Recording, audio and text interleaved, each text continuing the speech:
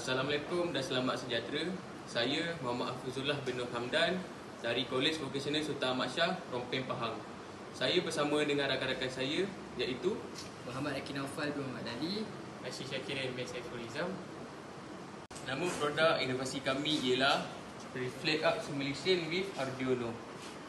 Reflect Up Simulation with Arduino ialah salah satu simulasi yang telah diprogramkan menggunakan Arduino untuk menunjukkan pergerakan impuls, iaitu dari reseptor melalui 3 neuron. Yang pertama ialah neuron deria, neuron perantaraan, neuron motor dan juga otot, sehinggalah tindak balas berlaku.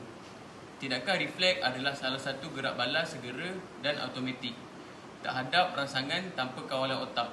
Arka refleks adalah laluan impuls dalam gerak balas refleks. Berikut permasalahan kajian. Yang pertama ialah reka bentuk terbaru mengambil kira kepada penyelesaian masalah reka bentuk pertama, iaitu reka bentuk pertama ini sangat besar, susah dibawa dan kurang menarik.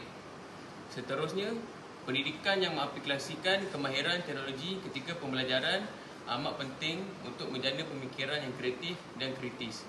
Dan akhir sekali, simulasi tindakan refleks direka cipta untuk membantu para guru semasa pengajaran. Ia bertujuan untuk menarik perhatian pelajar dan meningkatkan pemahaman belajar. Seterusnya, cara kami menghasilkan projek inovasi Simulation Arc with Arduino ialah: yang pertama, penyataan masalah; yang kedua, membuat lakaran awal dan menentukan dimensi; yang ketiga, penyediaan bahan dan pemasangan projek; yang keempat, pengujian hasil projek; yang kelima, sekiranya tidak berjaya, kami akan membuat penambahbaikan; yang keenam, setelah berjaya, kami akan membuat pembentangan tentang projek tersebut; dan akhir sekali, membuat analisis menggunakan Microsoft Excel.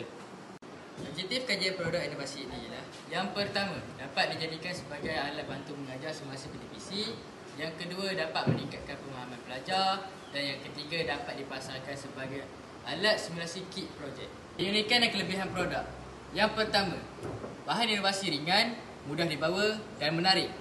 Yang kedua, masa yang diambil simulasi hanya memerlukan 6 saat sahaja. Dan yang ketiga, sumber tenaga yang digunakan ialah daripada power bank. Ini saya akan terangkan bagaimana Reflect Arc Simulation berfungsi. Reflect Arc Simulation diprogramkan menggunakan Arduino. Jarum bertindak sebagai switch bermulanya rangsangan seperti jarum ini. Sebagai contoh, apabila tangan terkena objek tajam, impuls akan dihasilkan. LED ini mewakili impuls yang bergerak melalui 3 neuron, iaitu neuron deria, neuron perantaraan dan neuron motor yang bersambung dengan otot. Seterusnya, otot akan mengendur dan tangan sebagai efektor akan menjauhi jarum. Ia melindungi badan daripada bahaya. Hari ini saya akan buat demonstrasi dan terangkan bagaimana Reflect Arc Simulation berfungsi. Pertama sekali, saya akan cucukkan jarum ke bahagian reseptor, iaitu tangan. LED ini mewakili impuls yang bergerak melalui 3 neuron, iaitu neuron deria, neuron perantaraan dan neuron motor. Akhir sekali, otot akan mengendur dan menjauhi tangan daripada sebarang bahaya. Produk inovasi kami mempunyai G-Shape 1 kg. Panjang dia 43 cm, lebar dia 43 cm dan tinggi dia 43 cm. Bahan-bahan yang digunakan seperti Arduino board, motor, LED, tube transparent 40 mm dan juga 14 mm. Dan akhir sekali, baby transparent. Cara kami mendapat dapatan kajian ialah kami telah mengadakan demonstrasi di hadapan pelajar tahun 2 diploma seramai 20 orang pelajar.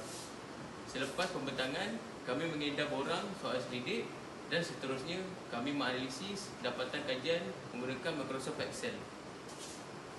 Hasil dapatan kajian yang telah kami lakukan ialah: yang pertama, 100% pelajar mengatakan bahawa produk inovasi ini boleh dijadikan sebagai alat bantu mengajar semasa PTPC. Yang kedua, 100% pelajar mengatakan produk ini mempunyai berupaya meningkatkan pemahaman pelajar. Dan yang ketiga, 100% pelajar setuju produk inovasi ini dapat dipasarkan sebagai simulasi kit projek.